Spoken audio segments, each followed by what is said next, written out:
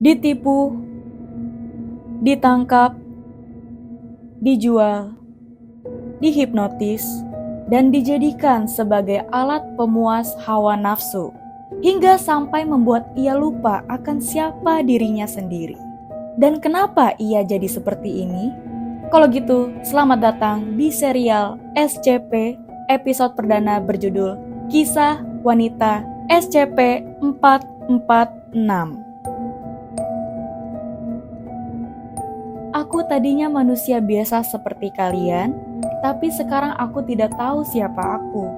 Sekarang mungkin aku hanyalah sebuah manekin. Halo semuanya, kembali bersama gue, Ayu Herlina. Nah, ini merupakan video perdana gue nih dari serial SCP. Jadi kedepannya gue akan kenalin ke kalian karakter-karakter SCP. Kalau di sini kalian suka sama dunia per SCP-an ini, nanti next gue bakal sering ngebahas karakter-karakter yang ada di SCP ini, guys. Tapi seperti biasa, kalau lu suka sama video gue dan mau terus mendukung gue, silahkan like, comment, subscribe, dan share ke teman-teman kalian. Oke, nggak usah lama-lama, langsung aja kita masuk ke ceritanya.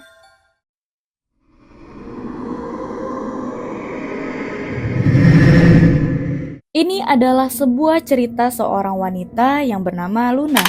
Luna adalah seorang wanita yang cantik, muda, dan dewasa. Dilihat dari secara fisik, Luna adalah wanita yang mungkin berusia awal 20 tahunan. Luna adalah wanita yang ceria dan mudah bergaul. Luna adalah tipe wanita ekstrovert. Dia juga memiliki hobi berpesta, berjudi, dan minum-minum bersama teman-temannya. Pada suatu hari, Luna mengunjungi sebuah klub elit di New York, di mana mereka mendapatkan minuman terbaik, pelayanan yang ramah, dan hiburan kelas atas. Kurang lebih itulah yang menggambarkan klub elit di New York yang bernama Marshall and D. Luna awalnya tidak terlalu tahu tempat ini. Ia hanya diajak oleh seorang yang ia kenal lewat sosial medianya. Dari sana mereka pun berjanji akan bertemu dan bersenang-senang di klub elit Marshall and D. Mereka pun akhirnya bertemu dan menghabiskan banyak waktu selayaknya orang pacaran. Akan tetapi saat Luna sedang bermain blackjack, tiba-tiba cowok yang sedang bersamanya tadi menghilang. Luna di situ tetap berpikir positif, mungkin saja ia sedang ke toilet. 2 jam kemudian cowok tadi tak kunjung terlihat. Luna pun mulai merasa panik. Apalagi paniknya ditambah saat pelayan memberikan bil tagihan kepada Luna. Pelayan tadi juga mengatakan bahwa cowok yang bersamanya tadi sudah pergi dan sampai saat ini tidak kembali lagi. Di sini Luna benar-benar shock. Ia merasa ditipu karena ia ternyata harus membayar semua yang ia pesan bersama cowok tersebut. Penderitaan Luna nggak sampai di situ. Ternyata selama ini Luna nggak sadar bahwa minuman yang ia pesan sebanyak 3 botol itu adalah minuman langka di klub tersebut, yang sebotolnya seharga 300 juta. Jika Luna pesan 3 botol, berarti Luna harus membayar kurang lebih 1 miliar rupiah. Luna pun di situ kaget bukan main. Oke guys, jadi di sini tuh si Luna ini kayak udah buat janji gitu sama cowok yang baru dia kenal. Yang kenalnya tuh lewat sosial media atau bisa dikatakan lewat dating apps gitulah, kayak aplikasi pencari jodoh gitu. Nah mungkin di sini Luna tuh kayak berharap dia bakal ngedate sama nih cowok gitu, jadi udah gak ada pikiran aneh-aneh lagi. Tapi pikiran cowoknya ini lain. Niat dari si cowok ini tuh kayak bukan buat ngedate sama si Luna, melainkan buat morotin si Luna doang. Jadi kayak cuman make duitnya si Luna doang nih. Dan akhirnya si Luna pun ketipu dan dia harus membayar uang yang jumlahnya tuh banyak guys. Dan di situ Luna ini tuh nggak punya uang sebanyak itu. Nah kira-kira apa nih yang si Luna bakal lakuin di situasi seperti ini? Luna pun akhirnya meminta pelayan supaya dia bisa berhutang dan berjanji akan membayarnya dengan secara dicicil. Akan tetapi saat Luna sedang berbicara, tiba-tiba seorang lelaki berpakaian rapi datang dan tiba-tiba menghampirinya dan berkata, "Mohon maaf, kami tidak bisa dihutangi. Ini klub besar, kamu tidak bisa sembarangan berhutang di sini." Ternyata yang bicara itu adalah pemilik dari klub elit tersebut. Luna pun bingung apa yang harus ia lakukan. Dan ia pun hanya bisa duduk dan menangis. Nah, si pemilik tadi pun mencoba menghibur Luna dengan mengatakan, "Oke, kalau kamu nggak bisa bayar hutang, saya punya cara lain. Saya punya perusahaan lain selain klub ini. perusahaan ini lebih besar dari ini dan tentunya rahasia. Dan perusahaan ini mengambil keuntungan dengan cara melelang dan saya menawari kamu untuk dilelang di sana.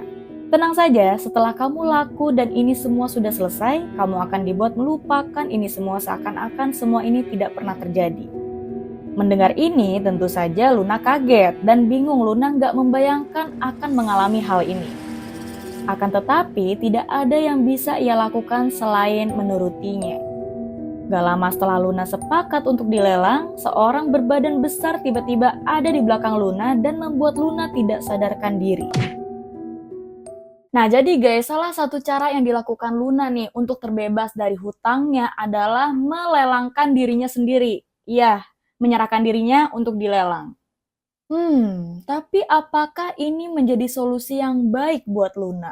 Lalu apakah setelah dia dilelang, si Luna ini menjalani kehidupan seperti yang biasanya lagi nih? Pelan-pelan Luna mulai sadarkan diri. Secara setengah sadar, ia melihat bahwa ia sedang di atas panggung dan melihat seseorang sedang melelangnya. Tidak ada yang bisa dia lakukan. Luna tidak bergerak, ia lemas dan ia lupa akan semua hal, bahkan ia nggak tahu ia ada di mana. Ia hanya melihat bahwa ia selalu digilir oleh banyak pemilik, dari satu pemilik ke pemilik lainnya. Para pemilik tersebut menggantikan bajunya, menggerakkannya, dan memainkannya. Dan setelah itu, ia akan dimasukkan ke dalam peti jika sudah tidak dipakai. Dan itu dilakukan selama bertahun-tahun. Hingga pada akhirnya Luna benar-benar tidak ingat bahwa ia adalah manusia. Yang ia tahu, ia hanyalah boneka manekin.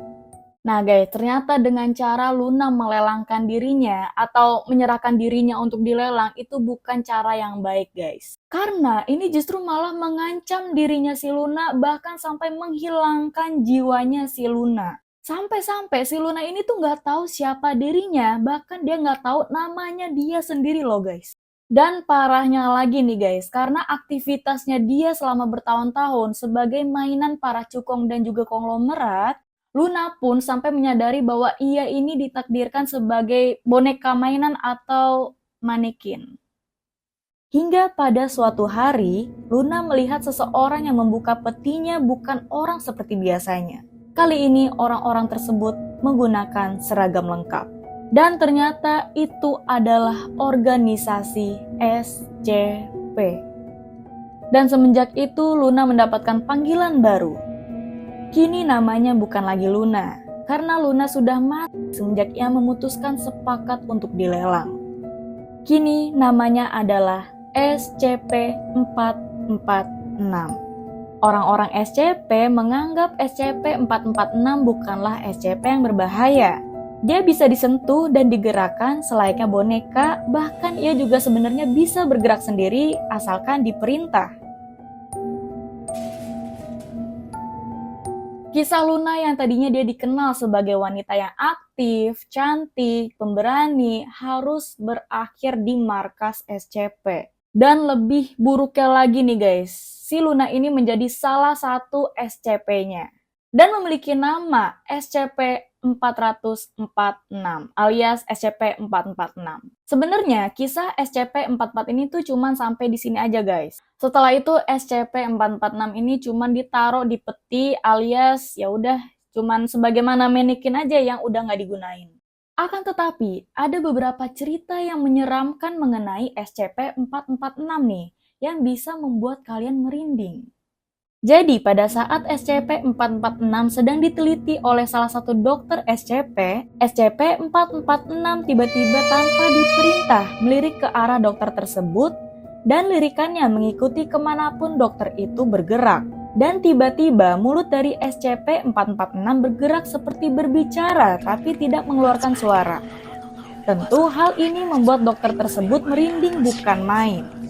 Selain itu, ada kejadian horor juga pada tahun 2010 yang dinamakan Insiden 446-1, di mana saat itu dari Dr. Sunderland yang sedang bertugas mendengar ada ketukan dalam peti SCP-446. Ternyata pada saat itu SCP-446 sedang memukul-mukul kepalanya ke atap peti Saat petinya dibuka, SCP-446 langsung berpose aneh dengan meletakkan kedua tangannya ke atas kepala dengan ekspresi sedih.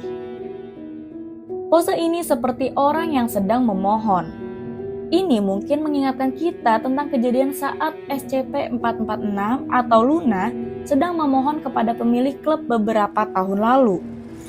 Setelah itu, Dr. Sunderland kembali memasukkan SCP-446 ke dalam petinya. Nah, itu adalah beberapa kejadian SCP-446 bergerak di luar perintah. Sejak SCP-446 atau Luna dijadikan sebagai manekin. Oke guys, itu tadi salah satu cerita dari SCP-446. Gimana menurut kalian? Apakah kalian tertarik sama cerita-cerita yang seperti ini? Bagi kalian para peminat SCP, bahkan punya karakter favorit kalian nih di SCP, boleh banget untuk minta rekomendasi dari kalian untuk next kita bahas karakter apa nih. Tulis di kolom komentar. Oke guys, mungkin segitu aja untuk video hari ini. Gue mohon maaf kalau terdapat kesalahan di video gue. Dan terima kasih banyak yang udah nonton sampai habis. Gue Ayu Helina. See you in the next video.